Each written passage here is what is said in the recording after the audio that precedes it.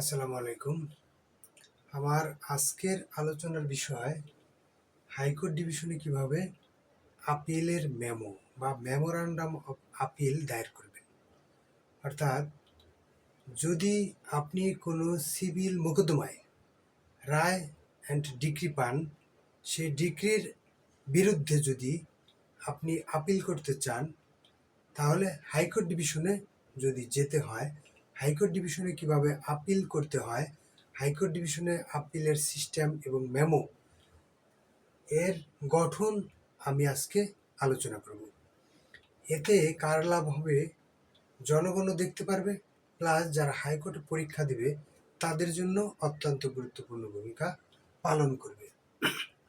যারা সাধারণত হাইকোর্টে পরীক্ষা দেবে কিন্তু কোচিং করে না, যারা স্বাভাবিকভাবে পরীক্ষা দিবে তাদের জন্য এটা প্রযোজ্য। তারা এটা দেখতে পারে, দেখলে তাদের ভালো একটা ফল আসতেও পারে ইনশাল্লাহ।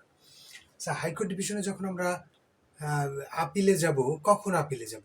যদি কোনো জাজমেন্ট অ্যান্ড ডিক্রি হয়, একটা মাত্র কোর্ট থাকবে, যে নিম্ন যে কোনো ডিস্ট্রিক্ট কোর্ট বা জয়েন্ট ডিস্ট্রিক্ট কোর্ট যদি কোনো একটা জাজমেন্ট অ্যান্ড ডিক্রি দেয়, সেই জাজমেন্ট অ্যান্ড ডিক্রির বিরুদ্ধে আমরা যদি আপিল অযোগ্য অর্ডার হয়ে থাকে, আপিল অযোগ্য ডিক্রি হয়ে থাকে, এই আপিল যোগ্য ডিক্রি হয়ে থাকে, তাহলে সেই ডিক্রির বিরুদ্ধে আমরা যা বলো হাইকোর্ট ডিভিশনে আপিল করতে। যদি হাইকোর্ট ডিভিশনে আপিল করি, আপিলের গঠনটা কী হবে? স্ট্রাকচার অফ সিভিল আপিল, সেটা আমি বলতেছি।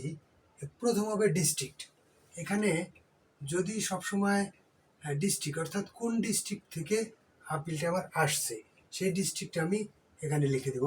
তারপরে একটু বাদ দিয়ে আমরা এখান থেকেও লিখতে পারি, সোজা এটা খাতার পেজ থাকবে, এই যে এইটা খাতার পেজ, এই খাতার পেজ থেকে ভেঙে 2 ইঞ্চি ডানে নিয়ে তারপর আমরা এটা লিখবো ডিস্ট্রিক্টের পরে যে ডিস্ট্রিক্ট থেকে আপিলটা করা হবে সেই ডিস্ট্রিক্ট লিখবো। আমি ঢাকা লিখছি, যেহেতু আমি ঢাকাটা প্র্যাকটিস করি আর ঢাকাটাই আমাদের সচল, এই কারণে আমি সাধারণত ঢাকা লিখছি। যে কোনো রংপুর, দিনাজপুর, চট্টগ্রাম যে কোনো কোর্ট হতে পারে। তারপরে একটু বাদ দিয়েও লিখতে পারি আমরা in the supreme court of Bangladesh, অথবা এখান থেকেও লিখতে পারি।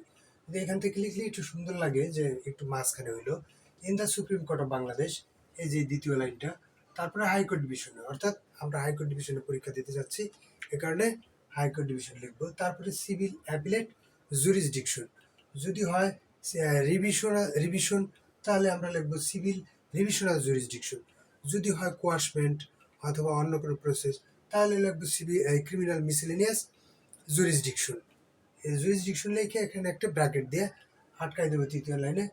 তারপরে লাইনটা আমরা যেটা, এটা গুরুত্বপূর্ণ, আপিলের ক্ষেত্রে আমরা লিখবো memorandum of appeal from original degree. এই লাইনটা লিখে আমরা সুন্দর করে আন্ডারলাইন করে দেবো। তারপরে আমরা আপিলের ক্ষেত্রে শুধু হয় ফার্স্ট আপিল টেন্ডার নাম্বার, এই যে একটা টেন্ডার নাম্বার। আমরা অনেক সময় বলি না, আপিল করলে বলি যে টেন্ডার নাম্বার কত, আর ফার্স্ট আপিল টেন্ডার নাম্বারের তারপরের লাইনে থাকবে ফার্স্ট আপিল নাম্বার, ফার্স্ট একটা আপিল নাম্বারও থাকবে। এটা গেল এই যে ইন দ্য ম্যাটার অফ। তারপরে আমরা চলে আসবো ইন দ্য ম্যাটার অফটা হাতের মাঝখান থেকে 2টে পার্টে হবে। 3টে পার্ট যদি থাকে, দ্বিতীয় পার্ট থেকে ইন দ্য ম্যাটার হবে। ইন দ্য ম্যাটার পরে পার্টি, এখানে পার্টি যে অ্যাগ্রিপ্ট হইয়া নিম্ন কোর্টের অ্যাগ্রিপ্টে অসন্তুষ্ট, ডিস্যাটিসফাইড হইয়া হাইকোর্টে যাচ্ছে, তার নামটা আগে থাকবে। আর যে অপরপক্ষ বা ডিপেন্ডেন্টস, যে সংক্ষুব্ধ হয় নাই বা দরখাস্ত দিয়েছিল, তার নামটা পরে থাকবে। অর্থাৎ বাদী ভার্সেস বিবাদী। আমরা তো আপিলের ক্ষেত্রে সাধারণত বাদী ভার্সেস বিবাদী না হয়ে সেখানে হয় হলো প্লেন্টিভ অ্যাপিলেন্ট অথবা ভার্সেস ডিপেন্ডেন্ট রেসপন্ডেন্ট, এটা আপিলের ক্ষেত্রে।